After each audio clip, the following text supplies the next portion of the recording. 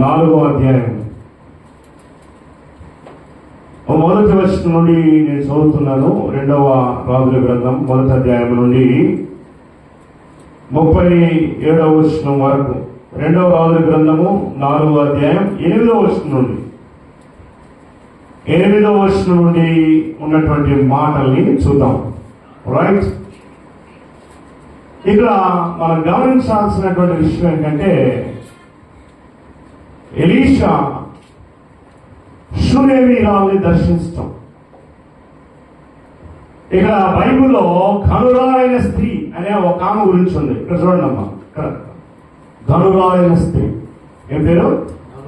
ఘనురాలు. ఘనురాలైన స్త్రీ, ఘనురాలైన స్త్రీ ఈమె గురించి ఒక అద్భుతమైనటువంటి వాక్యాన్ని మనం విందాం. ఘనురాలైన స్త్రీ, చెప్పండి అందరూ. ఘనురాలైన స్త్రీ, ఈమె షూనేమీరాలు అంటే ఆ యొక్క ప్రాంతంలో ఉన్నటువంటి స్త్రీ. షూనేమీరాలు, షూనమైట్ ఉమెన్, షూనమైట్, షూనేమీరాలు. చెప్పండి, ఎక్కడ ఆమె? షూనేమీరాలు. ఇప్పుడు జాగ్రత్తగా నేను చదువుతాను, మీరు జాగ్రత్తగా వినాలి. చక్కగా ఈ వాక్యంలో ఉన్నటువంటి సారాంశాన్ని మీరు మొట్టమొదటి గ్రహించాలని నేను కోరుకుంటున్నాను. ఒక దినమందు ఎలీషా షూనేము పట్టణమునకు పోగా అచ్చట ఘనురాలైన ఒక స్త్రీ భోజనములకు రమ్మని అతన్ని బలవంతము చేశాను. ఏంటంట? అక్కడ ఆయన షూనేము అనేటువంటి ప్రాంతానికి వెళ్ళినప్పుడు, ఆ పట్టణానికి వెళ్ళినప్పుడు ఘనురాలైన ఒక స్త్రీ భోజనానికి రమ్మని అతన్ని బలవంతము చేసిన గనుక అతడు ఆ మార్గమును వచ్చినప్పుడల్లా ఆమె ఇంట భోజనము చేయొచ్చు వచ్చాను. అంటే ఆమె చేసిందంటే బలవంతం చేసిందంట. ఏమని? అయ్యా మా ఇంటికి వచ్చి భోజనం చేయని బలవంతం చేస్తా ఉన్నంట. ఆయన ఆ పట్టణానికి వెళ్ళినప్పుడల్లా పరిచయ నిమిత్తం, సేవ నిమిత్తము మరి ఆయన అక్కడికి ఆ ప్రాంతానికి వెళ్ళినప్పుడల్లా బలవంతం చేస్తుందంట. మా ఇంటికి వచ్చి భోజనం చేయాలి. అంతేకాదు, అప్పుడు ఆ దైవ సేవకుడు ఏం చేశాడంటే, మరి ఆ ప్రాంతానికి వచ్చినప్పుడు ఆ ఇంటికి వెళ్ళి భోజనం చేస్తా ఉన్నాడు. మనం ఎంతమంది పిలుస్తున్నాం అట్లా సేవకుల్ని? దైవ సేవకుడు లేక కాదు, ఆయన తినడానికి లేక రోడ్డు ఎమ్మడి జరగట్లా. దేవుని చేత పంపబడిన వాడు, దేవుని చేత కావాల్సినంత ఆశీర్వాదం వాళ్ళ చేతిలో ఉంటుంది. అందుకని అపోస్తుడైన పౌలు అంటాడు, మేము దరిద్రులమై ఉన్నట్టు అనేకులకు ఐశ్వర్యం కలుగజేయవారు. ఏం మాట్లాడు? స్తోత్రం చెప్పండి. హల్లెలూయా. మేము దరిద్రులుగా కనబడుచున్నాగానే అనేకులకు ఐశ్వర్యం ఇచ్చేవారికి. ఆమె ఘనురాలు అని ఎందుకు రాయబడిందంటే, ఆమెలో ఉన్నటువంటి ఆ ఘనమైన క్యారెక్టర్ ఏంటంటే దైవ సేవకుని పరామర్శించేటువంటి విషయం. ఇంకా తర్వాత ఏమైంది తెలుసా? తర్వాత ఏమైందంటే 9వ వచనంలో, కాగా ఆమె తన పెనిమిటిని చూసి మన యొద్దకు వచ్చుచూ పోవచ్చున్నవాడు భక్తిగల దైవజనుడని నేను ఎరుగుదును. మన యొద్దకు వస్తా పోతా ఉన్నాడు ఆయన భక్తిగల దైవజనుడని నేను ఎరుగుదును. కావున మనం అతనికి గోడ మీద ఒక చిన్న గది కట్టించి అందులో అతని కొరకు మంచము, బల్ల, పీట, దీపస్తంభము ఉంచుదాం. అతను మన యొద్దకు వచ్చినప్పుడల్లా అందులో బస చేయాలని చెప్పారు. అంటే ఆ ఘనురాలైనటువంటి స్త్రీ దైవజనుడికి ఆహారం పెట్టడమే కాదు, ఆమె అనుకుంది తన భర్తని పిలిచింది, పేరుబట్టిని పిలిచి మన యొద్దకు వచ్చుచూ పోవచ్చున్న ఆ దైవజనుడు భక్తిగల దైవజనుడని నేను ఎరుగుదును కనుక అతని కొరకు మన యొక్క మేడ మీద ఒక గది కట్టిద్దాం. అతని కొరకు ఏంటంటే ఒక చిన్న గది కట్టించి అందులో అతని కొరకు మంచం, అంటే దైవ సేవకుడు రెస్ట్ తీసుకోవడానికి ఒక మంచము, ఇక బల్ల, పీట దీపస్తంభం ఉంచుతాం. అతను మన యొద్దకు వచ్చినప్పుడల్లా అందులో బస చేయవచ్చు అని చెప్పారు. సో ఈ స్వభావం మనలో ఉందా? ఈ రోజున దేవుని బిడ్డలు ఆశీర్వదించబడకపోవడానికి కారణం ఏంటంటే దైవ సేవకుడు గుర్తించరు. దైవ సేవకుడు ఒక ప్రాంతానికి ఆశీర్వాదంగా దేవుడు పంపిస్తాడు. ఒక ప్రాంతానికి ఒక దైవ సేవకుడు దేవుడు పంపించాడంటే మీ ఆశీర్వాదం చెంబులు, తప్పాల, వ్యాపారాలు, షాపులు, వీటిలో ఉద్యోగాలు ఉండదు. ఆ దైవ సేవకుడు నోట్లో ఉంటది. ఎప్పుడైతే నువ్వు దైవ సేవకుడిని గౌరవించి, నువ్వు అతన్ని పూజించి, అతన్ని ఆదరించి, సత్కరించి, అతన్ని ఘనపరిస్తే దేవుడిని నేను ఘనపరుస్తాడు. స్తోత్రం చెప్పండి. హల్లెలూయా. నా సేవకుడిని నేను ఘనపరుస్తానన్నాడు దేవుడు. ఎంత అద్భుతమైనటువంటి స్త్రీ. అందుకనే ఘనురాలైన స్త్రీ. పేరేమైనా రాశారా? పేరు లేదు, కానీ ఊరి పేరు రాశారు. ఘనురాలైన స్త్రీ, షూనేమీరాలు. ఎంత అద్భుతమైన స్త్రీ.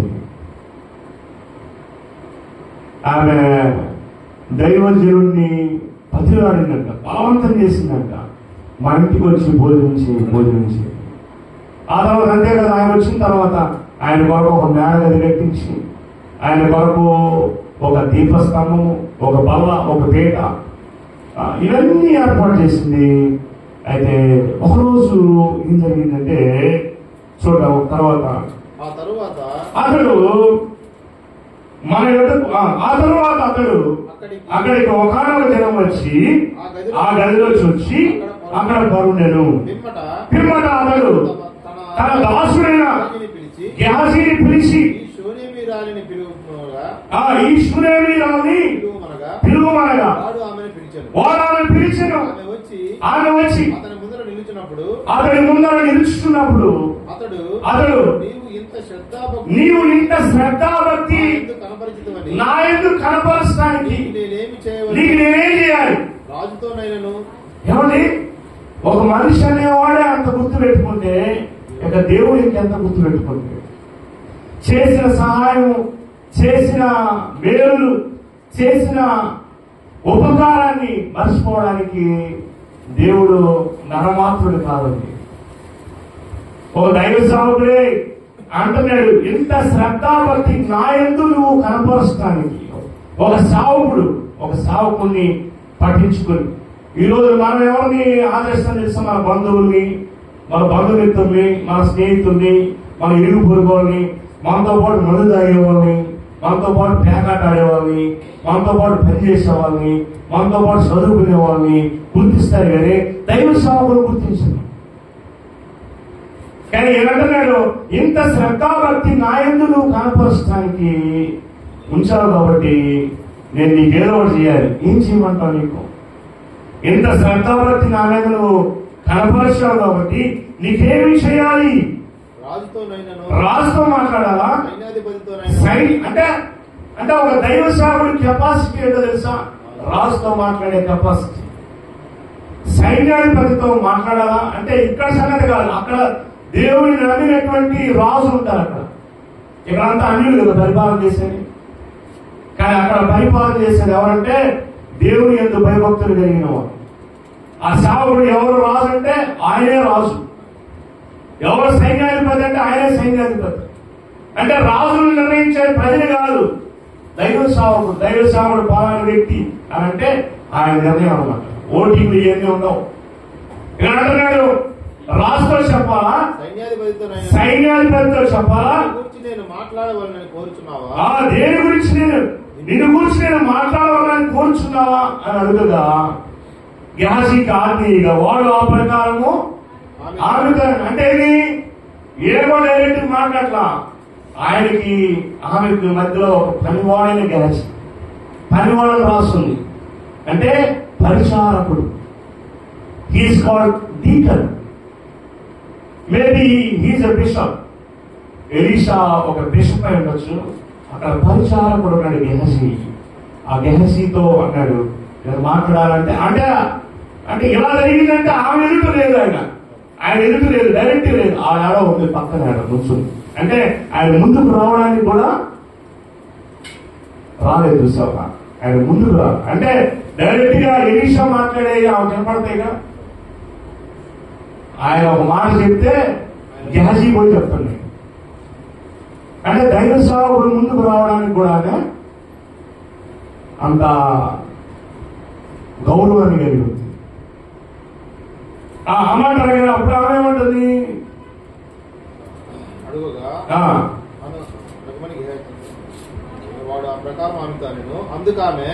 అందుకనే నేను నా స్వజనులలో కాపురం ఉన్నానని. అంటే నాకు రాజు తెలుసు, మంత్రి తెలుసు, సైన్యాధిపతి తెలుసు, అంత తెలుసు. అంటే నేను వాగ్దానం అనగా ఎలీషా ఆమె నేనేమి చేకూర్చున్నదో అడుగగా గెహజీ ఆమెకు కుమారుడు లేడు, మరియు ఆమె పెనిమిటి ముసలివాడు అని చెప్పాడు. ఏమండి, ఆ కండిషన్ ఎవరైనా దైవ సేవకుడు ఇంటిగా పెట్టుకుంటారా?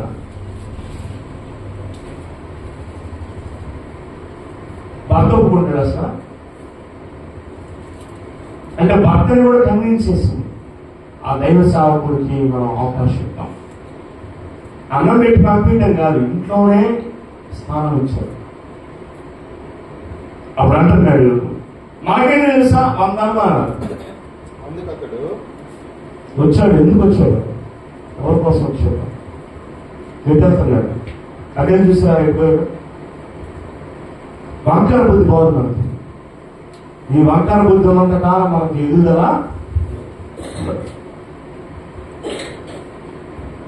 మన మనసులో చెడిపోయింది.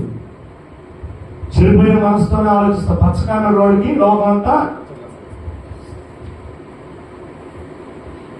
తన ఇంటిలో స్థానం ఇచ్చారు. అక్కడ ఏం అవసరం అంటే ఎలీషా అడుగుతాడు, ఆమెకి ఏం అవసరం? రాజుతో మాట్లాడాలా, సైన్యాధిపతితో మాట్లాడాలా, ఎవరితో మాట్లాడాలి? ఆమెకి ఏం అవసరం అంటే అప్పుడు గెహజీ అంటున్నాడు, ఆమె కుమారుడు లేడు, అతను పెనిమిటికి ముసలోడైపోయాడు.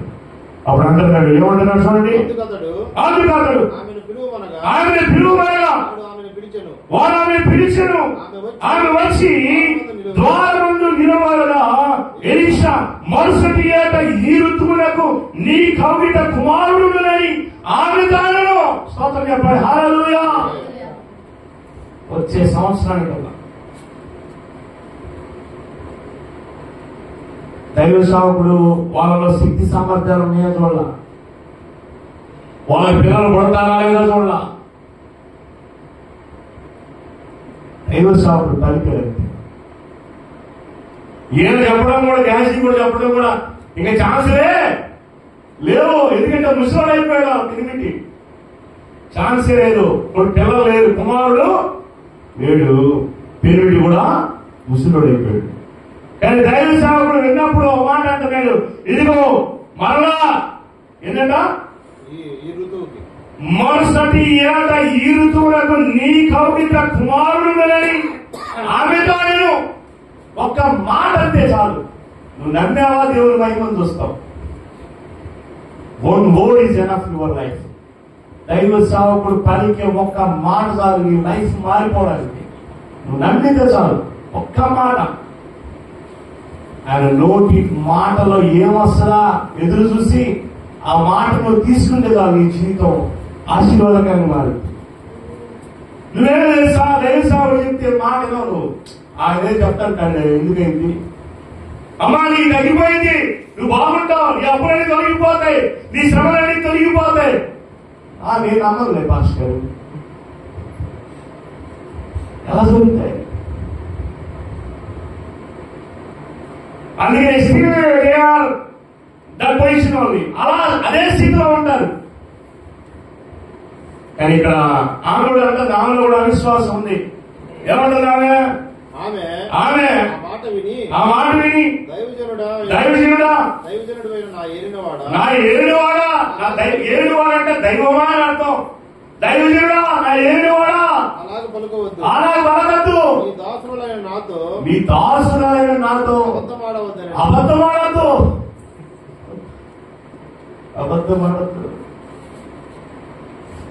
నువ్వు నాకు బిడ్డ కలుగు చేయాలని కోరుకోవడం మంచిదే, కానీ నాకున్న పరిస్థితిని బట్టి నా పేరు ముసలివాడు, మాకైతే ఆ ఛాన్సే లేదు. డాక్టర్ చెప్పారు ఇది తగ్గదు అన్నారు. దైవజనుడా, నువ్వు ఆ మాట డాక్టర్ చెప్పారు ఇది అసాధ్యం, డాక్టర్ చెప్పారు ఇక కలగదన్నారు, డాక్టర్ చెప్పారు ఇక మా వల్ల కాదు అన్నారు. దైవజనుడా, నువ్వు అబద్ధం ఆడద్దు, మా వల్ల కానే, ఇది మాకు అసాధ్యం.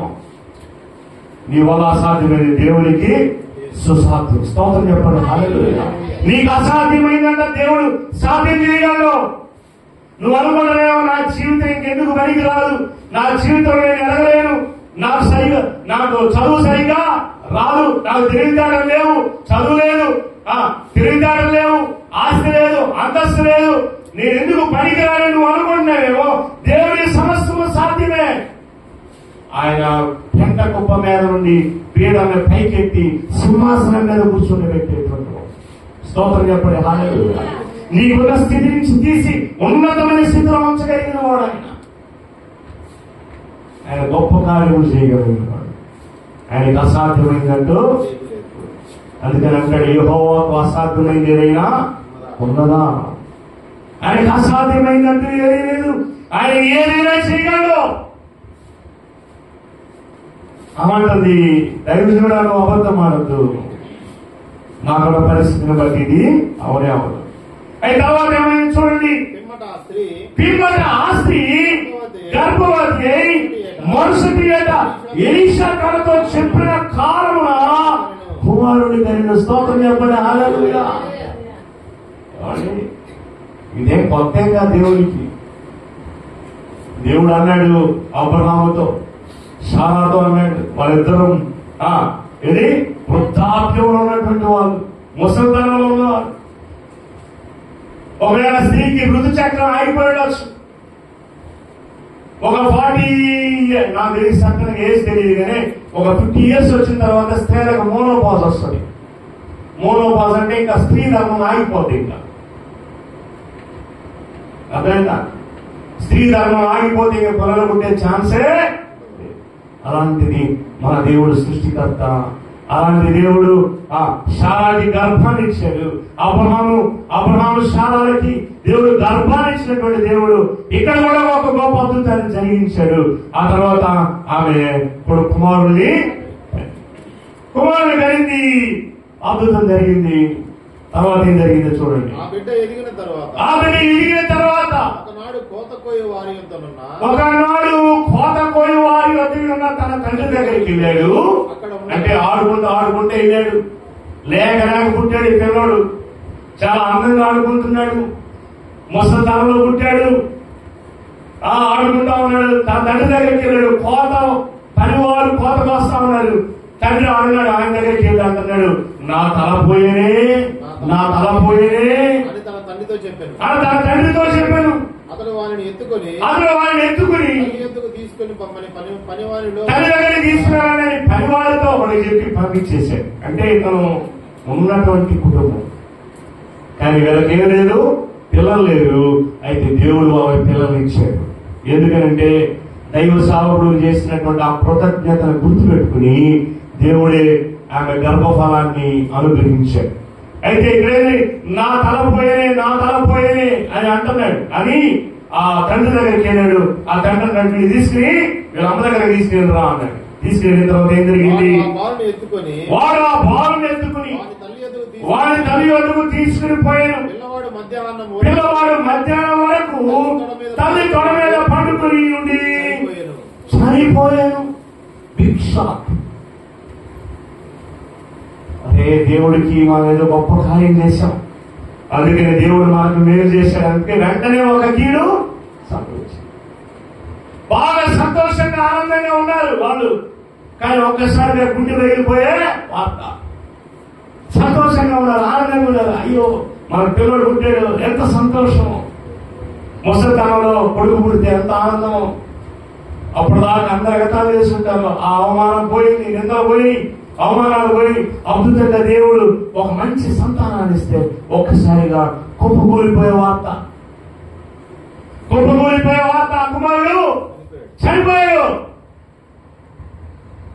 ఆ సమయంలో నువ్వు ఏం చేస్తావు? బిగ్గరగా ఇచ్చి ప్రార్థన చేస్తావా? అక్కడ చేయాలంట, తిట్టుకుంటారంట.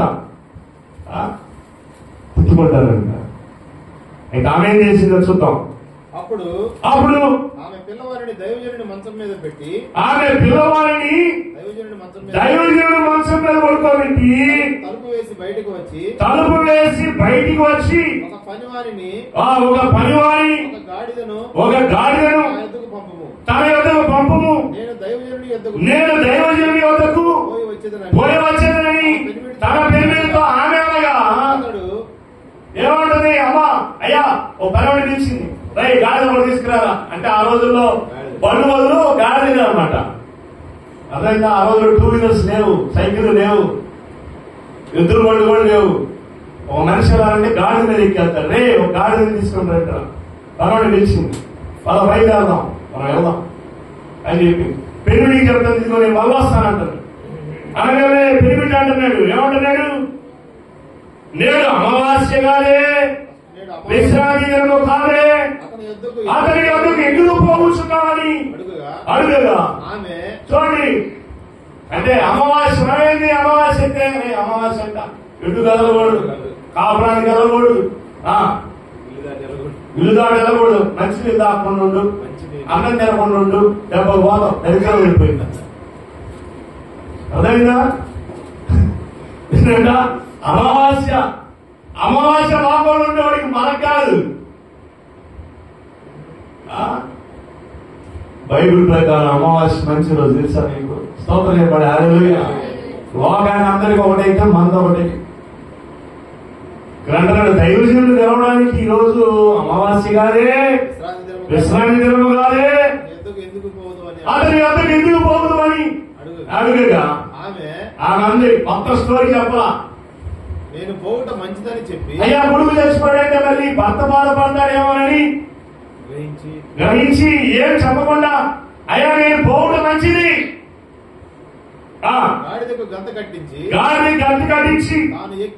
తాను ఎక్కి తన పనివాడితో చెప్తుంది, శీఘ్రముగా తోలుము, నేను నీకు సెలవిచ్చితే కానీ నిర్మూలంగా తోలవద్దు. ఫాస్ట్ గా మోని వాడిని శరవేగంతో మోని అంటుంది. అర్థమైందా? ఫాస్ట్ గా అంటుందంట. వెళ్ళి నేను నీతో చెప్పితేనే కానీ అయిపోయిన తర్వాత ఈ ప్రకారం ఆమె పోయి కర్మేలు పర్వతమన్నున్న ఆ దైవజనుడి యొద్దకు వచ్చాను. స్తోత్రం చెప్పండి. హల్లెలూయా. కర్మేలు పర్వతం. కర్మేలు అంటే ఫలవంతమైన భూమి. ఏంటి? ఫలవంతమైన భూమిలో ఉన్నట్టు సాగు. కర్మేలు పర్వతం మీద ఉన్నది. అర్థమైందా? ఇది బుర్రకథ కాదు, చరిత్రలో జరిగిన సంభవాలు. ఇశ్రాయేలు యొక్క చరిత్ర తీస్తే అక్కడ ఎలీషా ప్రవక్త ఉన్నాడని, ఆ రాజులు ఉన్నారని, ఇది చరిత్ర గ్రంథం. అందుకని దీని పేరు రాజుల గ్రంథం, 2వ రాజుల గ్రంథం. ఇది బుర్రకథగా చెప్పే చరిత్రలో జరిగిన సంభవం. వాళ్ళు చేసిన దేవుడు నీకు కూడా చేయగలడు. నువ్వే పరిస్థితిలో ఉన్నావు, ఏ స్థితిలో ఉన్నావు, దేవుడు నీ స్థితిలో అద్భుతం చేయగలిగే దేవుడు. అయితే ఇక్కడ వెళ్ళి ఆ దైవజనుడి యొద్దకు వచ్చాను. దైవజనుడు దూరం చూచి, ఇదిగో ఆ శూన్యమీరాలు, నీవు ఆమె ఎదుర్కొనుటకై పరుగులు పోయి నీవును నీ పెనిమిటియు నీ బిడ్డయు సుఖముగా ఉన్నారా అని అడుగుమని తన పనివాడైన ఖ్యాజీతో చెప్పి అందుకు ఆమె ఏందట? అప్పుడు ఆమె ఆశ్రయం చెప్పింది, లేదయ్యా మేము గందరగోళం అయిపోయాం, దుమ్ము పట్టిపోయాం, మట్టి కొట్టుకుని పోయాం అని చెప్పిందా? చెప్పాలా? ఏం చెప్పింది? సుఖముగా ఉన్నాం ఏం చెప్పిందట? అంటే నీ పిల్లోడు చచ్చిపోయినా, పిల్లోడు బతికున్నా మనం ఎప్పుడు హ్యాపీగానే ఉండాలి. స్తోత్రం చెప్పండి. హల్లెలూయా. మనం ఏంటో ఎప్పుడు లవంగాలు అది పడినట్టు మొహమంతా బాధగా దిగులుగా పెట్టుకుని ఉంటాం. మొక్కలో కళాకాంతి ఉండదు, ఎప్పుడు ఏడుపు మొఖాలే. సంతోషం అసలు దానికే బీపీ పెరుగుతూ ఉంటుంది. అలాగే బీపీ 150 వచ్చినా 190 వచ్చినా నువ్వు నవ్వుతా కలగలుగుతావు, అది ఏం చేయలేదు. అదేనా నువ్వు దిగాలుగా మొహం పెట్టుకుని ఏడుస్తా ఉన్నావు అనుకో, దిగులుగా విచారంగా. మా అమ్మ అడిగారు, ఏంద్రా అలా మొహం అలా పెట్టుకుని ఉన్నావు, లవంగాలు లారీ తెరబడిందా అని. అంటే లవంగాలు లారీ అంటే కొన్ని కోట్లు అవుతుంది ఖర్చు. కోట్ల వ్యాపారం చేస్తే అంత లాస్ అయితే అప్పుడు బాధపడాలి. మనం ఈ భూమి మీదకి వస్తా ఏం తేలా తెచ్చా? నీ భార్యను తెచ్చావా? నీ భర్తను తెచ్చావా? నీ పిల్లలను తెచ్చావా? ఎవరు తేలా. వస్తా ఏం తేలేదు. వెళ్తా కూడా ఏం తీసుకెళ్తాం? పిల్లల గురించి, మనవల గురించి, మనవరాల గురించి, వాళ్ళ భవిష్యత్తు గురించి నువ్వంతా ఆలోచించక్కర్లా. దేవుడికి అప్పగించి దేవుడు చూస్తాడు. స్తోత్రం చెప్పండి. హల్లెలూయా. నారు పోసిన నీరు పోస్తాడు. చెట్టు నాటినోడు దానికి ఏం కావాలా, ఎరువు కావాలా, నీరు కావాలా ఆయన చూసుకుంటాడు. మనకెందుకు? ఆయన అన్నాడు, మీ చింతా భారం అంతా నా మీద, ప్రయాసపడి భారం మోసుకుని వస్తున్న సమస్తమైన వాళ్ళ నా దగ్గరికి రండి, నేను మీకు విశ్రాంతిని ఇస్తాను అని ఆయన చెప్తుంటే మనం ఏం చెప్తాను తెలుసు? నువ్వు నాకే విశ్రాంతి అక్కర్లా, నాది నేనే చూసుకుంటాను. ఒక ట్రైన్ ఎక్కిందంట, నెత్తి మీద మూట పెట్టుకుని బాగా మోసుకుని ట్రైన్లోకి ఎక్కి ట్రైన్లో కూడా నెత్తి మీద పెట్టుకుందంట. అదేగా దేవుడు అన్నాడు, నీ భారం అంతా నా మీద ఏంటంటే మనం చర్చికి వచ్చి కూడా ఆ భారం మన నెత్తి మీదే పెట్టుకుని ఉంటాం. తీసి వచ్చాడు ఎవరైనా ఏసై వచ్చి అమ్మా ఆ మూట వచ్చి కింద తీసాం. లేదు, నా మూట నేనే రాస్తా, నువ్వేం మొయ్యక్కర్లా అంటే అప్పుడు తీసుకెళ్తుందంట. అమ్మా నీ భారము, నీ భారం, నీ మూట భారం మొత్తం రైలు రాస్తుంది, నువ్వు మొయ్యక్కర్లా, మూట తీర్చమంటే లేదు ఆయన తీసి నాకు నేనే మోసుకుంటా. ఈరోజు చర్చికి వచ్చే వాళ్ళంతా తక్కువే ఉన్నారు. పిల్లవాడి భవిష్యత్తు, మా పిల్ల భవిష్యత్తు, మా మానవ సంతానం భవిష్యత్తు, ఇంకా మీకు తెలుసు అనుకుంటా. ఏం రామయ్య దీర్ఘంగా ఆలోచిస్తాను అంటే ఏమి లేదు, ఇంటికి రేపు ఏం చేద్దామని ఆలోచిస్తున్నానని ఒక అడ్వర్టైజ్మెంట్ వచ్చింది. అక్కడ అనమాట మన వ్యవహారం.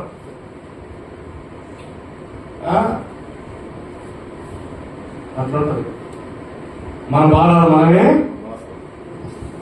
దేవుడు అన్నాడు, నీ భారాలు నా మీద వేయండి. నీకున్న చింత, నీకున్న భారము, నీకున్న దిగులు, నీకున్న విచారము నాకు అప్పగించు, నేను చూసుకుంటాను. దేవుడు చెప్తున్నాడు.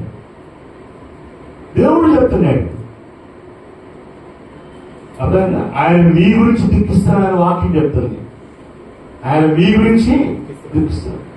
రేపు కూడా ఏం తెలుసా? రేపు కొంతమందికి ఏం తెలుసా? ఏం తిందామా, ఏమి త్రాగుదామా, ఏమి ధరించుకుందామా, దాని గురించి దిగులంట. అంటే ఎట్లాంటిది? అది ఎలాంటి దిగులంటే నా పిల్లల పరిస్థితి ఏంది. ఆ రోజుల్లో ఎక్కువ ఉండేవాళ్ళేమో 10 మంది. ఈ 10 మంది పిల్లల్ని ఎలా పోషించాలి. అప్పుడు దిగులు పడేవాళ్ళు కాదు. ఇప్పుడు దిగులు పడుతుంది. ఆ విషయం సమస్య. ఆ రోజుల్లో అసలు దిగులు పడేవాళ్ళు కాదు. 10 మంది, 14 మంది, 20 మంది పిల్లలైనా కానీ దిగులు పడేవాళ్ళు కాదు. దేవుడి మీద ఆధారపడేవాళ్ళు. అది ఏ దేవుడైనా దేవుడే చూసుకుంటాడు అనేవాళ్ళు. ఇప్పుడేంటి, ఇద్దరు పిల్లలకే మన ఇద్దరు వాడు. ఒక పిల్లడైతే అర్ధరాత్రిగా మేలుకుని ఏం చేయాలని ఆలోచిస్తాడు. దిగులు, విచారం.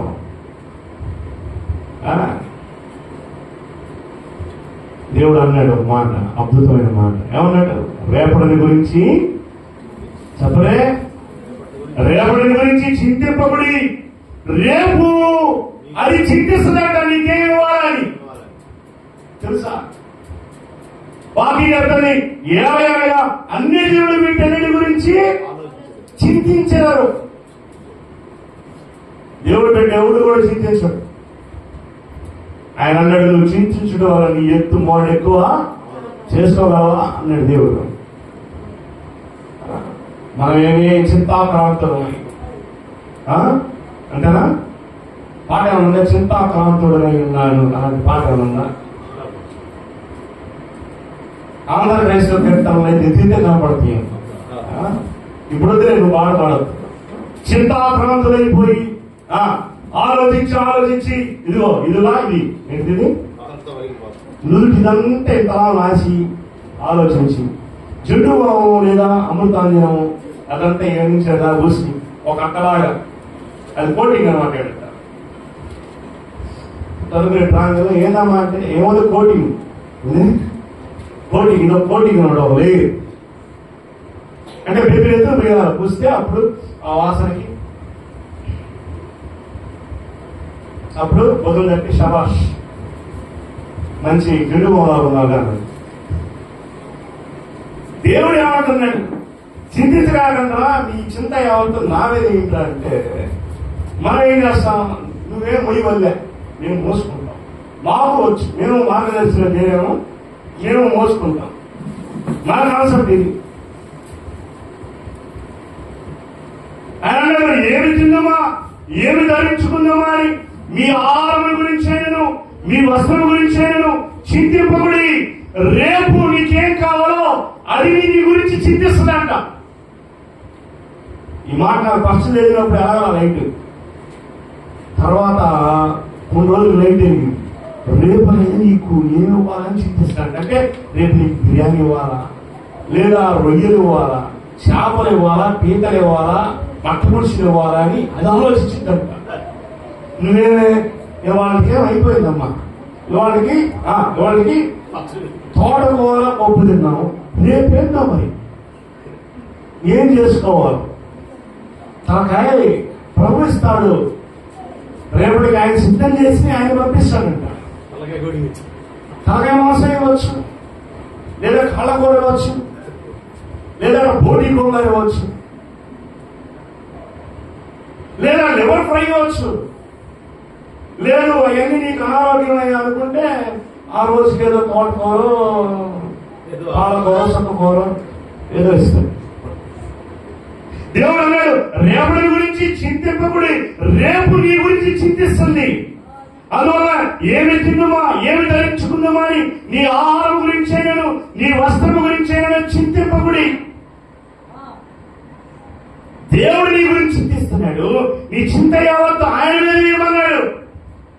ఏమంటే మన కరోనా వచ్చి కరోనాలో ఆకలితో చచ్చిపోయాడా? చెప్పండి. ఆకలి చావులు లేవు. దేవుడు అందరికి ఆహారం ఇస్తున్నాడు. కరోనాలో కూడా ఇచ్చాడు.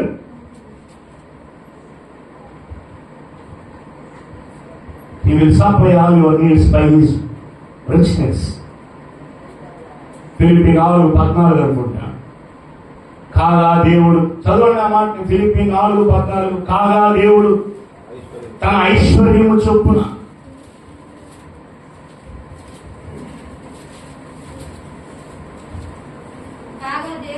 ఎన్నో వచ్చిన 4:19. చదవండి. కాగా దేవుడు తన ఐశ్వర్యము చొప్పున క్రీస్తు యేసునందు తన యొక్క మహిమలో మీ ప్రతి అవసరం తీరుస్తానన్నాడు. దేంట్లో? మనం పిల్లలు అప్పుడప్పుడు నా రేంజ్కి తగ్గట్టు ఆలోచించారా అంటారా? అంటలేదా మనం? మరి ఎందుకు సర్దుకుపోవాలనుకుంటాం అంతేనా? కానీ ఆయన ఐశ్వర్యం చొప్పునండి, క్రీస్తు యొక్క ఐశ్వర్యము చొప్పున. కాగా దేవుడు, కాగా దేవుడు తన ఐశ్వర్యము చొప్పున క్రీస్తు యేసునందు మహిమలో తన మీ ప్రతి అవసరం తీర్చునని చెప్పాడు. దేవుడు వాగ్దానం చేశాడు. ఈ సురేమి రాగానే ఏమన్నాడు? అమ్మా బాగున్నావా అని అనగానే ఆ సురేమి రాడు ఏమంటుంది? చూడండి, 2వ గ్రంథం 4వ అధ్యాయం 2వ వచనం, 26వ వచనం చివరి భాగం. అందుకు ఆమె సుఖముగా ఉన్నామని చెప్పాను. అంటే కొడుకు చనిపోయాడు, అయినా కానీ ఆమె ఏం చెప్తుంది? సుఖముగా ఉన్నాం, కొడుకు లేకపోయినా నేను సంతోషంగానే ఉన్నాను, ఆనందంగా ఉన్నాను. ఈ మాట ఎప్పుడు వస్తుంది మనకి? ఎవరైనా బాగా ఇచ్చామనుకో, అయ్యా బాగున్నావంటే ఏం బాగలే మా బాబు, ఏమా బాగున్నా కానీ బాధలే తప్పలేదు, బాగున్నా కానీ బాధలు తప్పలేదు. ఎప్పుడైనా ఎవరన్నా బాగున్నారంటే భలే ఉన్నావు అని చెప్పండి, దేవుడు ఆమెనంటే. నిద్రమా బాధేసిన బాగలేమంటే అంటే మొత్తం బాగున్నావు అంటే భలే ఉన్నాం, బాగున్నావు అంటే ఏం బాగలేదు, ఏం భలే ఉన్నాను, ఏం భలే ఉన్నాను బాగు. ఏమంటుంది సూర్యం గీరాలు? ఏముంటుంది? సుఖముగా ఉన్నామని చెప్పాను. పిమ్మట ఆమె కొండ మీద ఉన్న దైవజనుడి వద్దకు వచ్చి అతని కాళ్ళు పట్టుకొని, ఎంత స్టోరీ! గౌరవమైన స్త్రీ ఆమె. రాజుతో మాట్లాడాలంటే రాజు సైన్యాధిపతి, వాళ్ళంతా మనోళ్ళే. ఆ రేంజ్ లో ఉన్న స్త్రీ ఆమె వెళ్ళి దైవ సేవకుడు యొక్క కాళ్ళు పట్టుకుంది. గెహజీ ఆమెను తోలివేయుటకు దగ్గరకు రాగా దైవజనుడు ఏదంట వెంటనే అయ్యగారు కాళ్ళు పట్టుకుంటావా అని కలిసి పక్కన అవుతున్నాడంట. అని టచ్ చేయడానికి కూడా లేదు. వచ్చి తోలు వేయడానికి రాగా దైవజనుడు ఆమె బహు వ్యాకులముగా ఉన్నది, యెహోవా ఆ సంగతి నాకు తెలియజేయక మరుగు చేశాను. దేవుడు నాకు తెలియజేయట్లా, ఏదో మొత్తం మీద ఏదో బాధలో ఉంది. లేకపోతే అంత దూరం నుండి దారి వేసుకుని పరుగులు వచ్చిందంటే అవేదో వ్యాకులంగా ఉంది. కానీ దేవుడు నాకు బయలుపరచలా, దేవుడు నాకు తెలియజేయలేదు. గ్యాసి ఆమె తోలు వేయద్దు అన్నప్పుడు ఏమంటుంది? ఆమె జోలికి పోవద్దని ఆజ్ఞ ఇచ్చాను. దైవజనుడు చెప్పింది ఆజ్ఞ చేస్తావా లేదా కాదు. మనమేంటి అవునా చేస్తే చేస్తారా లేదు, ఆజ్ఞ ఇయ్యగా తర్వాత ఆమె కుమారుడు కావాలని నేను అప్పుడు ఆమె అంటుంది, స్టోరీ స్టార్ట్. ఇంకా నేను కుమారుడు కావాలని నేను అడిగానా?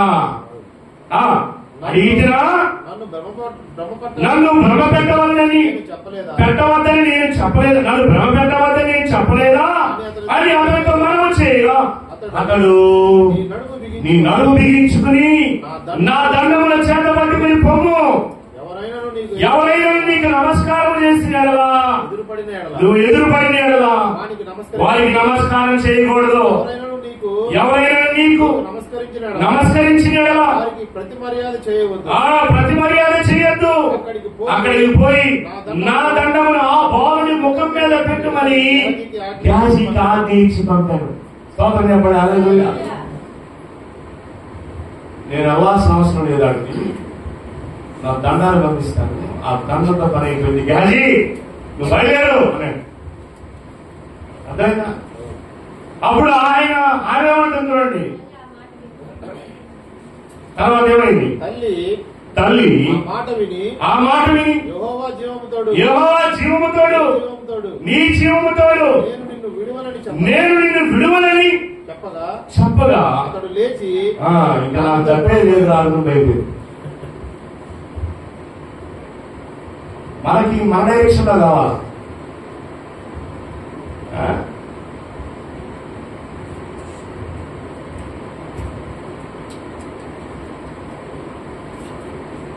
ఏడుండి ప్రార్థన చేస్తే అమెరికాలో ఐరోపాలో స్వస్థత దొరుకుతాయి. ఏడు మనకేందో తెలుసా? మనకెలా ఉంటుంది? మనం ఒకటి అనుకుంటాం. అంతకుముందు ఒక ఆయన ఎవరో 4 వారాలు కోటం పెట్టింది సార్ మా ఇంట్లో అన్నాడు. 4 వారాలు ఎవరో పేరు కూడా గుర్తు రావుతున్నాడు. 4 వారాలు లేదా 6 వారాలు కోటం పెట్టండి సార్ మా ఇంట్లో, అప్పుడు పనవద్దు మాకు అంటే ఆయన డిసైడ్ చేసేది నువ్వా?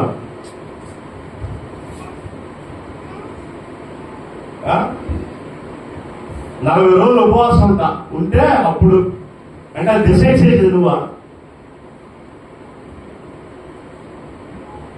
తర్వాత ఏమైంది? యెహోవా జీవముతోడు నీ జీవముతోడు నేను నిన్ను విడునని చెప్పగా అతడు లేచి ఆమెతో కూడా పోయింది. గేహజీ వారి కంటే ముందుకు పోయి ఆ దండములు బాబుల ముఖం మీద పెట్టిన కానీ ఏ శబ్దము రాకపోయింది. ఎందుకు వస్తుంది? మీలో ఉన్న అవిశ్వాసం అంత బలంగా ఉంది. ఆమె వస్తే కానీ ఏం బాగుంటది. నేనే బయలుదేరాల్సి వచ్చినాయి. బాలుల ముఖం మీద పెట్టిన కానీ ఏ శబ్దము రాలేదు. ఏమీ వినవచ్చినట్టు కనబడలేదు కనుక వాడు ఎలీషాను ఎదుర్కొని వచ్చి బాలుడు మేలుకోలేదని చెప్పాను. ఎలీషా ఆ ఇంట చూసి బాలుడు మరణమై ఉండి తన మంచం మీద పెట్టబడి ఉండడం చూసి తానే లోపలికి పోయి వారిద్దరే లోపల ఉండగా తలుపు వేసి ఎవరితో ఉన్నారు? ఏమైంది? ఎడవుట్ అన్నాడు. బయటికి అమ్మా, నేను వస్తే కానీ పర్వాలన్నాడు. బయటికి ఫస్ట్ ప్రారంభంలోనే నువ్వేమన్నావు? కాదు దేవుడు నీకు బిడ్డలను దయచేస్తాడంటే అబద్ధం ఆడద్దు. అది మధ్యలో పోతుంది కాకరకాయ. అంత భయంకరమైన నీకు అవిశ్వాసం.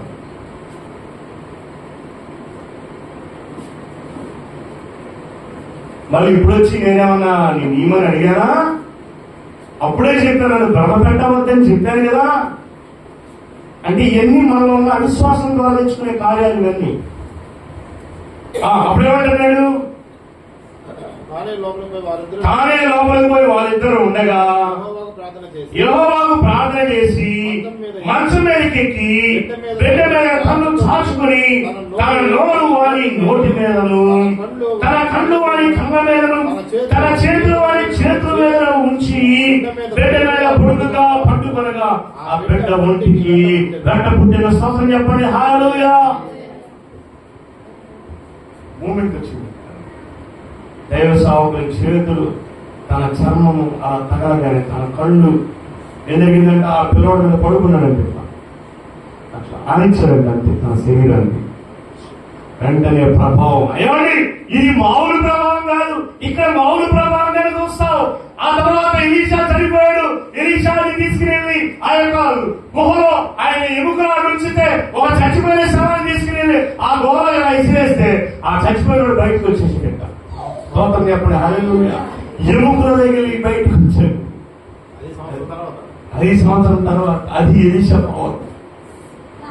ఎముకల్లో ఉన్న శక్తి, ఆ దైవజనుల్లో ఉన్న అభిషేకం. అది ఎలీషా చనిపోయి ఆ సమాధి చేయబడి ఆ గుహలో ఉన్న ఆ ఎముకలలోనే ఆ శక్తి ఉంది. అక్కడ యుద్ధం జరిగింది. యుద్ధంలో వాడు చచ్చిపోయాడు. వాడు తీసుకునేది ఆ పాత పెట్టడానికి కుదరక ఆ యొక్క గుహలోకి అట్లా ఇసిరేస్తే ఆ ఎముకల దగ్గర వాడు బతికొచ్చాడు. స్తోత్రం చెప్పండి. హల్లెలూయా. మరలా పరిగెత్తాడు. మన దేవుళ్ళు అంత శక్తి ఉంది. నువ్వెంత నమ్ముతావో, ఎంత విశ్వసిస్తావో. మనం కూడా చెప్పాను నీకు, ఇట్స్ కాల్డ్ డైనమైట్ పవర్. ఏంటంటే అది డైనమైట్ పవర్. అది డునామిస్. ఏంటంటే అది అపరిమితమైన తన శక్తి మహైశ్వర్యం ఎట్టిదో మీరు గ్రహించాలని, మీ కన్నులు తెరవబడాలని నేను ప్రార్థన చేస్తున్నాను అంటాడు అపోస్తలుడైన పౌలు. ఏమంటాడు? ఆయన యొక్క శక్తి మహైశ్వర్యం ఎట్టిదో మీ కన్నులు తెరవబడి ఆయన శక్తి మహైశ్వర్యం ఎట్టిదో మీరు చూడాలని నేను కోరుకుంటున్నాను. అంటే నువ్వు ఊహించలేవు ఆయన శక్తి. నువ్వెంతగా ఊహిస్తావు అంత శక్తి అయింది. భూమిని, ఆకాశాన్ని, సర్వసృష్టిని కలుగు చేసిన ఆయన శక్తి ఎంత గొప్పదో నువ్వు అడిగి ఊహించి వాటిని కంటే అత్యధికంగా చేసే దేవుడు. ఆయన శక్తి అంత గొప్పది. ఆయన చూడండి, తర్వాత చదువుదాం. కన్ను వారి మీద వారి చేతులు ఉంచి బిడ్డ మీద పండుగ ఆ బిడ్డ ఒంటి మీద పుట్టిన ఒంటికి బిడ్డ పుట్టిన 35 వర్షం తాను దిగి ఇంటిలో యువత నుండి అవతలకు ఒకసారి తిరిగి నడిచి మరలా మంచం మీదకి ఎక్కి వారి మీద పొడుగుగా పండుకొనగా బిడ్డ 7 మార్లు తుమ్మి తక్కువ కలు తీసుకున్నాడు. స్తోత్రం చెప్పండి. హల్లెలూయా. చచ్చిపోయినవాడు బతికి. అర్థమైందా? అద్భుతంగా బ్రతికి 7 మార్లు తుమ్మాడు. తుమ్మి బిడ్డ కళ్ళు తెలిసి తర్వాత అప్పుడు అతడు గేహజీని పిలిచి ఆ షూనేమి రాజుని పిలుచుకొని రమ్మనగా వాడు ఆమె పిలిచాడు. ఆమె అతని ఎదుకు రాగా అతడు నీ కుమారుని ఎత్తుకోమని ఆమెతో చెప్పాను. అంతటా ఆమె లోపలికి వచ్చి అతని కాళ్ళ మీద పడి సాష్టాంగపడి లేచి తన కుమారుని ఎత్తుకుని పోయింది. స్తోత్రం చెప్పండి. హల్లెలూయా. ఎంత గొప్ప అద్భుతం. అదే దేవుడు మారడా? యేసుక్రీస్తు నిన్న నేడు రేపు ఏకరీతిగా ఉన్నవాడు. ఆయన అన్నాడు, నేను ఆల్ఫా అండ్ ఒమేగా, నేను ఆదియు అంతమై ఉన్నవాడను, అనువాడను. సృష్టి ప్రారంభం నాదే. సృష్టి రవంతయు సృష్టింపక మునిపే, పర్వతములు పుట్టక మునిపే, జగత్పునాదులు ఏర్పరచబడక మునిపే నేను ఉన్నాను, ఇది సృష్టించాను అన్నాడు దేవుడు. అవును, ఆయన కాదు. ఆయన ABC 1:8 అంటాడు. ఆయన ఏమని? జగత్పునాదులు వేయబడక మునిపే నేను నిన్ను ఏర్పరచుకున్నాను. ఎప్పుడంట చదవడం ఆ మాట ABC 1లో ఉంటుంది. జగత్పునాదులు వేయబడక మునిపే, జగత్పునాదులు వేయబడక మునిపే. ఎంత గొప్ప దేవుడు అండి, ఎంత గొప్ప దేవుడు. కాలము సంపూర్ణమైనప్పుడు దేవుడు తన కుమారుని పంపాను. ఏం చదువుతున్నాం? అదే ABC 1:8.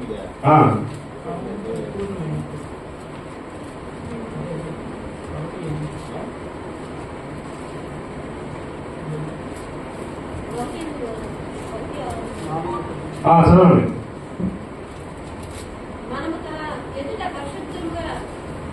5వ వచనం. ఎట్లనగా తన ప్రియుని యందు తాను ఉచితముగా మనకు అనుగ్రహించిన కృపా మహిమకు కీర్తి కలుగునట్లు తన చిత్త ప్రకారమైన దయా సంకల్పము చొప్పున యేసుక్రీస్తు ద్వారా తనకు కుమారుడిగా స్వీకరించుటకై, ఎవరి ద్వారా?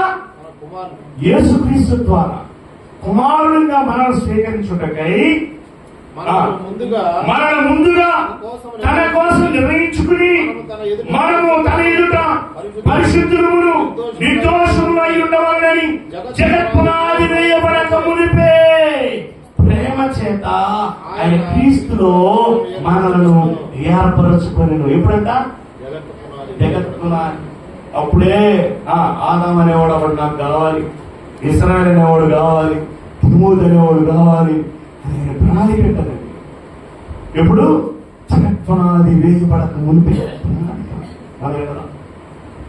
ఆయన కుమారులుగా ఉండడం కోసం. కుమారులు ఎలా ఉండాలా? దేవుని కుమారులు ఎలా ఉండాలా?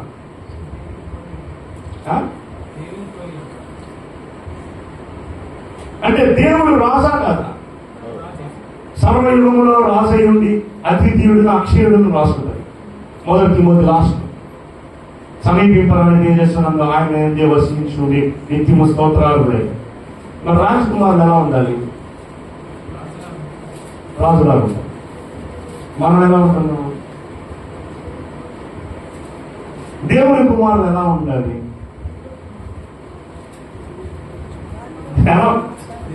నేను తప్పేమో మాట్లాడతాను చెప్పండి. ఎక్కువ మాట్లాడుతున్నారు నువ్వు అన్నట్టుగా. ఎక్కువ మాట్లాడుతున్నావు. దేవుడి కుమారుడు ఎందుకు వస్తా? రాజకుమారుడు ఎట్లుండాలి? మనం ఎట్లుంటాం? చీపులను చొక్కా వేసుకుని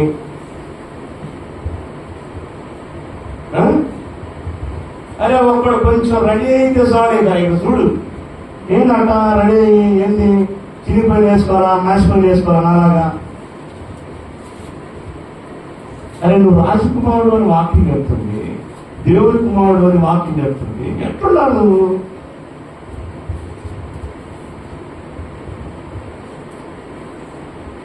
ఎక్కువ మాట్లాడుతున్నా నిజంగానే? చాలా చాలా ఎక్కువ మాట్లాడుతున్నా.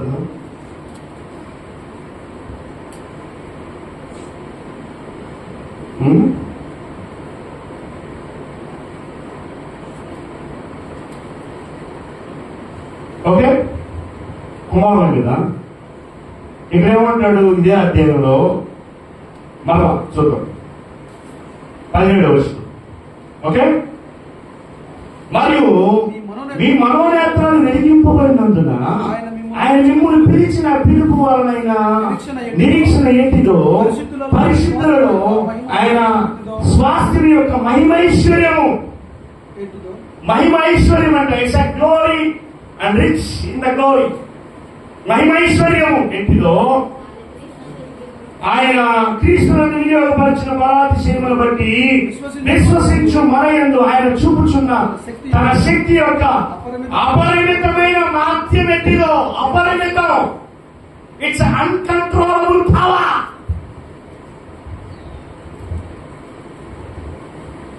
అపరిమితమైన శక్తి. నువ్వు శిక్షణ తీసుకొని వచ్చి తామే తగ్గిద్దా?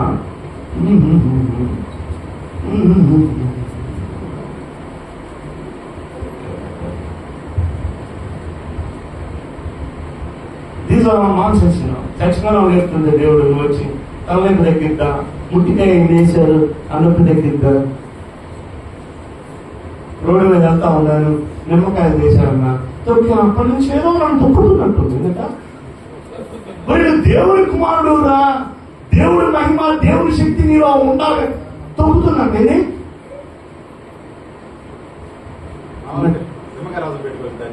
అవి తెచ్చుకుని నిమ్మకాయ రసం పెట్టుకోండి హ్యాపీగా.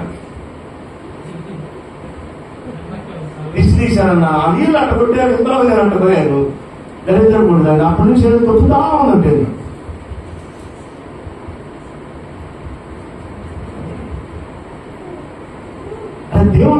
దేవుడిని ఉంటే నీకేం పని చేస్తాయి? ఏ శ్రమ నిమ్మకాయలు దొరికాడయ్యా ఆయనలో కాదు ఏమవుతాయి?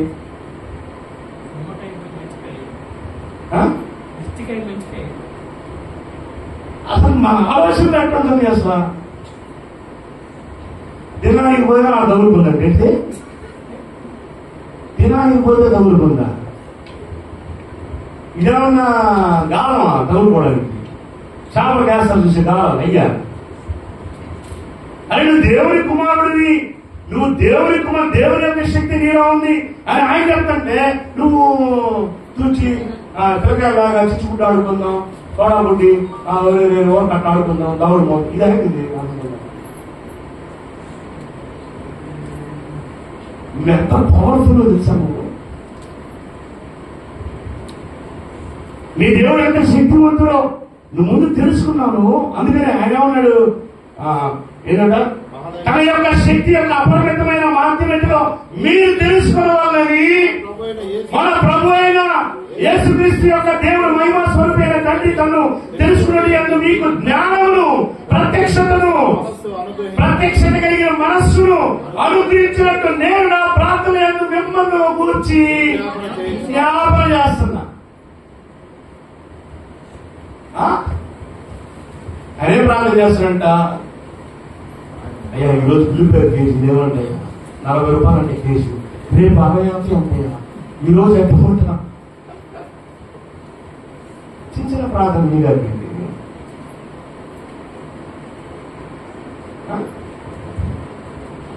నేను నా ప్రార్థన యందు మిమ్మల్ని గురించి విజ్ఞాపన చేయించున్నాను.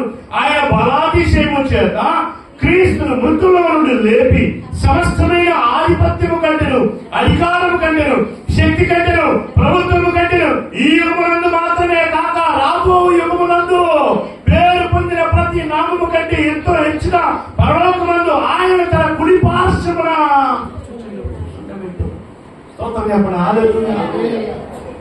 అసలు రాబో యుగము ఈ యుగము అపరిమితమైన శక్తి ఇంత చెప్తంటే మనమేమో మౌడు చెక్క మొహం వేసుకున్నాను. కింద స్థాయిలో ఆలోచిస్తాను. ఈ దేవుడు ఎంత శక్తివంతుడు ఒకసారి చూడు. ఆయన శక్తి మహేశ్వరుడు ఎంతదో చూడు. ఒకసారి అడుగుతాను, నీ ప్రభు నీ శక్తితో నీ బలంతో చూపించు, నీ ప్రభావం ఎంతదో చూపించు. నేను ఒకసారి అడిగా ప్రభా నువ్వు నాలో ఉన్నానన్నావు కదా, నువ్వు నాలో ఉంటే బాగుంటుంది ఒకసారి చూపించావు. మహిమ తేజస్సు కట్టే లేదు. అంత భయంకరమైన వెలుగు, మహిమ, శక్తి, ప్రభావం. నువ్వు దాన్ని పట్టుకోలేవు. అంత శక్తి. ఆయన రక్షణ పడిన బిడ్డలో ఉండాలన్నాడా ఉన్నాడా? ఆయన ఇలా ఉంటే ఇంకేంది? నువ్వు నాకు అర్థం కాలేదు. మొత్తం ఉన్నట్టే కదా నీ దగ్గర. మరి శాంతాలు ఆడతావేంది? శాంతాలు ఆడతారు.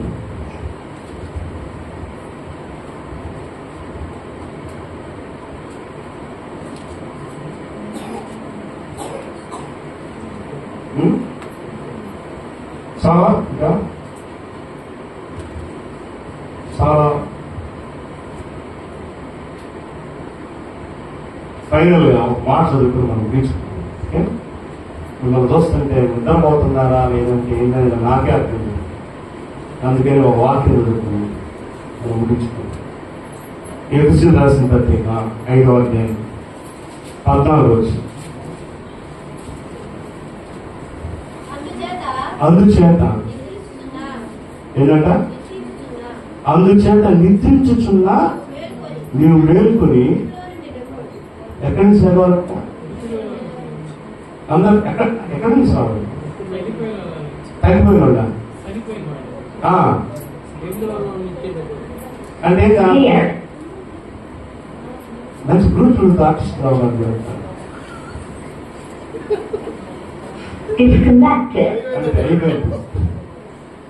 అయితే నిద్రించుచున్నా నీవు మేల్కొని చెప్పండి.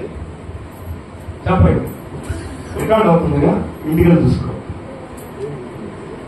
బ్లూటూత్ మాస్టర్ లాగా 5:14. అయితే చదవండి. అందుచేత నిద్రించుచున్నా నీవు మేల్కొని మృతుల్లో నుండి మేము క్రీస్తు నీ మీద ప్రకాశిస్తున్నాడు. ఆయన చెప్తున్నాడంట. ఎవరు? నేను చెప్పింది కాదు, ఇది నేను చెప్పింది కాదు. ఆయన ఏమంటున్నాడు? అందుచేత ఆయన ఏం చెప్తున్నాడు? నిద్రించుచున్న నీవు మేల్కొని నిద్రలో నుంచి లేచి వృత్తుల్లో నుండి లెమ్ము. ఎక్కడి నుంచి రావాలంట? వృత్తుల్లో నుంచి అంటే నువ్వు నిద్రపోతున్నావు, నువ్వు ఎక్కడున్నావు? చనిపోయినావు. అవునా? అంటే దేవుడి శక్తి నీకు తెలియదు. ఇంకా చచ్చిపోయిన స్థితిలో ఉన్నాం. మొన్న కూడా చెప్పాను ఒక ఎగ్జాంపుల్, గద్ద గురించి. గద్దకు ఢిల్లీ ఆడబడిందంట. కాగిదాల్లో పడితే కాగి పొదిగారంటే ఏదో ఒకటి కాకో ఏదో ఒకటి కాకో కోడు గద్దం తెలియట్లే దానికి. నీలో నీకు శక్తి నీకు తెలియట్లా. నువ్వు ఎంత శక్తివంతులో తెలియట్లా. నీలో ఎంత ప్రభావం ఎంత మహిమలో తెలియట్లా. తెలుసుకో. అయితే నిద్రించుచున్న నీవు మేల్కొని వస్తావు. మృతుల్లో నుంచి రా బయట. చచ్చిపోయిన లోపంతా చచ్చిపోయి మనం ఇంటారా? మనలోనే ఇంటారా? మన బతుకు తింటే మనం ఇంటే ఆ చచ్చిపోయిన వాళ్ళ నుంచి రా నువ్వు బయట. అక్కడ వాళ్ళు వదిలేసి ప్రశ్న పట్టించే వాళ్ళ నుంచి బయటకు రావాలి.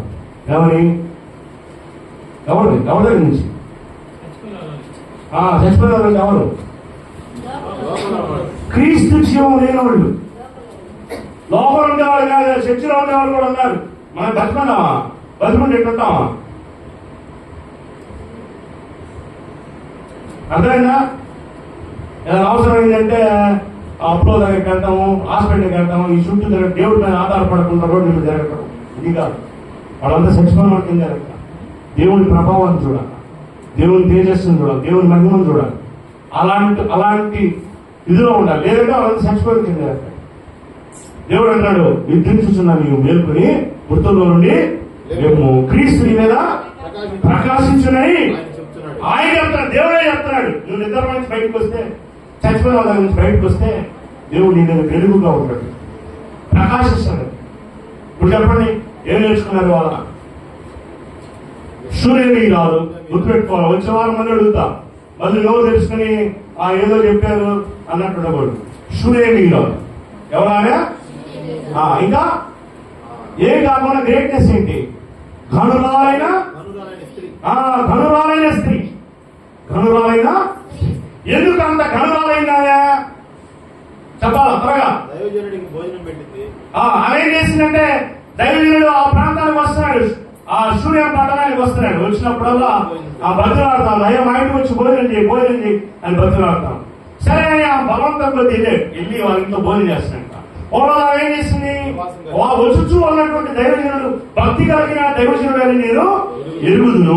అతని కొరకు ఒక రూమ్ కట్టిద్దాం, ఒక బలవాడు పెడదాం, ఒక మంచం వాడు సెట్ చేద్దాం, ఒక దీపస్తంభం సెట్ చేద్దాం అని చెప్పని ఆయన కోసం రెడీ చేసి పెట్టు. ఆయన ఒక రోజు వచ్చి ఆయన కొడుకు నిద్రపోతున్నాడు.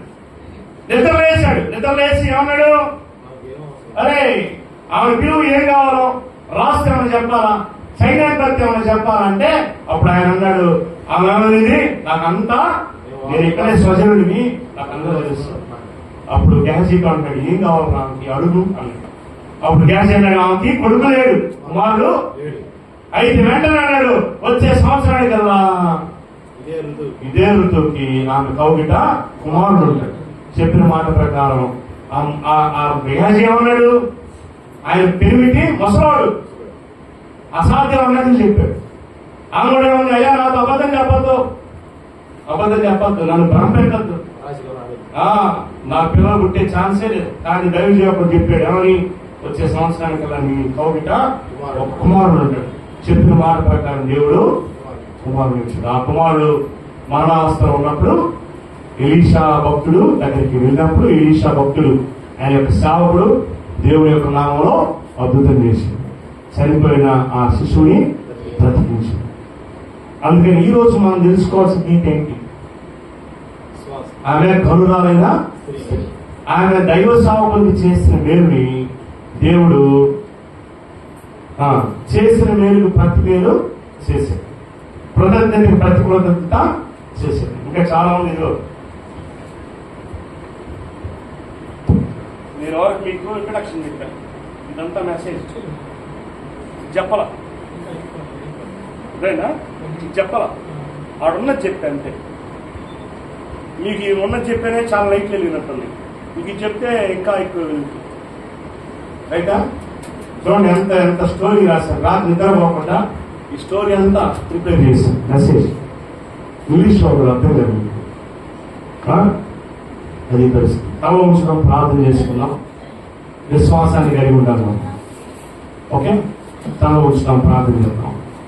గనురాలైన స్త్రీ గురించి మనం విన్నాం. ఆమె గనురాలు శూన్యమీరాలు, దైవ సేవకుడిని గౌరవించిన స్త్రీ, దైవ సేవకుడి యొక్క అవసరాలు గుర్తించిన స్త్రీ, దైవ సేవకుడికి ఆహారం పెట్టిన స్త్రీ, దైవ సేవకుడిని గుర్తించి ఆయన మీద శ్రద్ధాభక్తులు కనబడిచినటువంటి స్త్రీ. అంత గొప్ప స్త్రీ ఆ స్త్రీ. కనుక దేవుడు ఆమెను జ్ఞాపకం చేసుకునేటువంటి, తనకు అన్నీ ఉన్నాయి కానీ కుమారుడు లేడు, అయితే దేవుడు కుమారుడు ఇచ్చాడు. అలాగే నువ్వు ఎలా ఉన్నావు, దైవ సేవకుని పట్టించుకుంటున్నావా, దేవుని యొక్క సంఘాన్ని పట్టించుకుంటున్నావా, దేవుని సంఘము దేవుడు అనేటువంటి భక్తి నీలో ఉందా?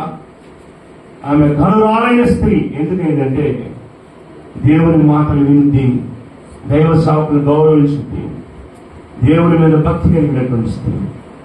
అందుకే తన జీవితంలో ఏదైతే కొరతగా ఉందో ఆ కొరతను తీర్చుకుంది. దైవ సేవకుడు ఏమో అడగలేదు, అడగకపోయినా ఆమె చేసింది. తన ఇంట్లోనే ఒక ఇల్లు కట్టి దైవ సేవకుడికి ఒక మేడ మీద గది కట్టి తన కొరకు సిద్ధపరిచింది. ఎంత ఘనురాలు. నా ఇంటికి వచ్చి భోజనం చేయమని బతిలాడినటువంటి స్త్రీ. వాక్యం చెప్తుంది, అలాంటి వారిని దేవుడు గొప్ప ఫలాలు ఇస్తాడు, గొప్ప ఆశీర్వాదాలు, గొప్ప దీవెనలు. అటు వారికి పరలోక రాజ్యంలో దేవుడు ఇస్తాడు, భూమి మీద కూడా ఇస్తాడు. నా నిమిత్తము ఎంతైతే వెచ్చించారో దానికి 100 భూమి మీద, పరలోకమందు కూడా 100 అంత ఫలాన్ని ఇస్తానన్నాడు దేవుడు. Thank you thank you thank you. పేతురు గారు అడిగారు, అయ్యా మేము నీ నిమిత్తమై భూముల్ని, స్థలాల్ని, పొలాల్ని, మాకు కలిగిన సమస్తాన్ని విడిచి నిన్ను వెంబడించాం, మాకేమి దక్కును అని అన్నప్పుడు ప్రభు చెప్తున్నాడు, ప్రపంచ పునరుజ్జనమందు ఎదిగో మీరు 12 గోత్రాల సింహాసనం మీద మీరు ఏలుబడి చేస్తారు, ఈ లోకంలో దేవుని కొరకు నువ్వు ఏదైతే ఇస్తావో, నువ్వు దేవుని కొరకు ఏదైతే చేస్తావో అదే నిలిచేది. నువ్వు సంపాదించుకున్నది, నువ్వు కూడబెట్టుకున్నది, నువ్వు తిన్నది, నువ్వు చేసింది ఏది కూడా లెక్కలోకి రాదు. దేవుని కొరకు నువ్వు ఏదైతే చేశావో అదే పరలోక రాజ్యంలో లెక్కలోకి వస్తుంది. దేవుని కొరకు నువ్వేం ఖర్చు పెట్టావో, దేవుని కొరకు నువ్వేం చేశావో అదే దేవుడు లెక్కలు రాసుకుంటాడు. నీ కుటుంబం కోసం చేసింది, ఈ లోకంలో వారి కోసం చేసింది లెక్కలోకి రాదు. దేవుని కొరకు నువ్వేం చేశావు, దైవ సేవకుల కొరకు ఏం చేశావు, దేవుని రాజ్యం నిమిత్తం నువ్వేం చేశావు, ఎంత దేవుని కొరకు వీక్షించావు, ఎంత కష్టపడ్డావు దేవుని కొరకు, అదే దేవుడు చూస్తాడు. నువ్వు ఈ లోకంలో ఏం చేసావు చూడు, నువ్వేం తిన్నావా, ఏం అనుభవించావు చూడటం. నువ్వు దేవుని కొరకు ఏం చేస్తావు, దైవ సేవకుల కొరకు ఏం చేస్తావు, పరలోక రాజ్యం మీద ఏం చేస్తావు, ఇదే దేవుడు చూస్తాడు. కనుక పరీక్ష చేసుకో. దేవుడు ఇదో మాట్లాడుతూ ఉంటాడు. గనురాలైన ఆస్తి గనురాలైంది. ఎందుకు గనురాలైందంటే దేవుని కార్యములు తరించింది. ప్రభు అంటే అపోస్తలుడైన పౌలు ద్వారా ఇది అందరూ తమ స్వంత కార్యములు చూసుకుంటున్నారు కానీ దేవుని కార్యాలు చూడలేదని పౌలు గారు అన్నాడు. అలాగే నీ వరకే, నీ ఉద్యోగము, నీ వ్యాపారం నీ వరకే చూసుకుంటున్నావు కానీ దేవుని రాజ్యం నిమిత్తం ఏదైనా చేస్తున్నావా, దేవుని కొరకు కష్టపడుతున్నావా, దైవ సేవకుల కొరకు కష్టపడుతున్నావా, పరీక్షిస్తూ ప్రార్థన చేసుకున్నావు. పరిశుద్ధుడు ఆపరేం కలిగిన తండ్రి, నీకు వందనాలు, స్తోత్రాలు. ఈరోజు మాకు ఇచ్చిన ఈ అద్భుతమైన వాక్యాన్ని బట్టి నీకు స్తోత్రాలు. నువ్వెంతో శక్తి కలిగిన వాడివి, చనిపోయిన వారిని సైతం తిరిగి లేపగలిగిన వాడివి. నీకు అసాధ్యమైనట్టు ఏది లేదు. నువ్వు అద్భుతాలు చేయగలిగిన వాడివి. అయినా మా మధ్య అద్భుతాలు జరిగించి ఈ వాక్యం వింటున్న ప్రతి ఒక్క బిడ్డ జీవితంలో ఒక అద్భుతాన్ని జరిగించింది, ఒక సూచికని జరిగించండి. నువ్వేదైనా చేయగలవు, అసాధ్యాలను సుసాధ్యాలుగా చేయగలవు. ప్రతి ఒక్కరి జీవితాల్లో అసాధ్యాలను సుసాధ్యాలు చేయండి. ప్రతి ఒక్కరి జీవితాల్లో అసాధ్యాలను సుసాధ్యాలు చేసుకునే శక్తిని వారికి దయచేయండి ప్రభా. ప్రార్థనా శక్తి ద్వారా నీ ఎదుట నైనా నిందాయుతులుగా ఉండి ప్రార్థన చేసినప్పుడు నువ్వు అడిగి వాటన్నిటికంటే అత్యధికంగా చేస్తావు, గొప్ప కార్యాలు జరిగిస్తావు. అలాంటి గొప్ప కార్యాలు మీరు మమ్మల్ని జరిగించండి. నీకే స్తోత్ర వందనాలు చూపిస్తూ ఆయన ఎవరు ఏ స్థితిగతులు వెళ్తున్నారు నాయనా, ఇదిగో మరణాన్ని నాయనా జయించి తిరిగి లేచు పునరుద్ధరణలు అయ్యావు. నీకు అసాధ్యమైంది ఏది లేదు. ఈ లోకంలో మరణాన్ని జయించి తిరిగి లేచిన వాడు ఎవరు లేదు నాయనా. ఈ మానవ జాతికి మరణాన్ని జయించడం అసాధ్యం. మరణాన్ని చనిపోయే వారిని లేపడం అసాధ్యం. అసాధ్యమైన పని నువ్వు చేసావు. ఇక నీకు అసాధ్యమైనది ఏది లేదు. ఈ శిక్షణలన్నీ మా జీవితాల్లో ఏం అవసరం అక్కర్లోనేమో వీటన్ని నువ్వు అయినా ఒక్క సెకండ్లో చేసేయగలవు. నీ నోటి మాట చేత సమస్తం జరిగింది. సృష్టి కలుగులుగా కంటే కలిగింది ఆయన, కలుగులుగా కంటే కలిగింది ఆయన. గొప్ప గొప్పవాడు, గొప్ప దేవుడు, గొప్ప కార్యాలు చేయగలవాడు. ఇక అసాధ్యమైందంటే ప్రతి ఒక్కరి జీవితాల్లో ఏదైతే వాళ్ళ జీవితాలు అసాధ్యాలుగా ఉన్నాయో వాటిని సుసాధ్యాలుగా మార్చింది ప్రభావ. వారి జీవితాల్లో అద్భుతాలు జరిగించండి. ఈ వాక్కు విన్న ప్రతి ఒక్క బిడ్డను దీవించండి. ఇప్పుడే పరిశుద్ధాత్మ ద్వారా ప్రతి ఒక్కరిని తాకండి. నూతన పరిశుద్ధి, నూతన ఆత్మతో నింపండి, శక్తితో నింపండి, బలమైన అభిషేకం తాకండి. వారిలో ఉన్న ప్రతి బలహీనత, వ్యాధులు, అనారోగ్యం, ప్రతి అంధకార శక్తుల ప్రభావాలు యేసు నామములో, ప్రతి ఒక్క బానిస కట్లు, అంధకార శక్తుల ప్రభావాలు, చీకటి శక్తుల ప్రభావాలు, ప్రతి తంత్రం, ప్రతి ఆటంకం, ఏదైతే పనులు జరగట్లేదు అవన్నీ యేసు నామములో లయపరుస్తున్నాం. ఇప్పుడే విడుదల ప్రకటిస్తున్నాం. ఈ కార్యాలు జరిగించిన అద్భుతాలు జరిగించారు. Today is the day for day victory. ఈ రోజు వారి జీవితంలో గొప్ప విజయాన్ని దయచేయండి. స్తోత్రం. ప్రతి ఒక్కరిని దీవించి ఆశ్రయించడం యేసు నామములో అడుగుచున్నాము తండ్రి. ఆమేన్.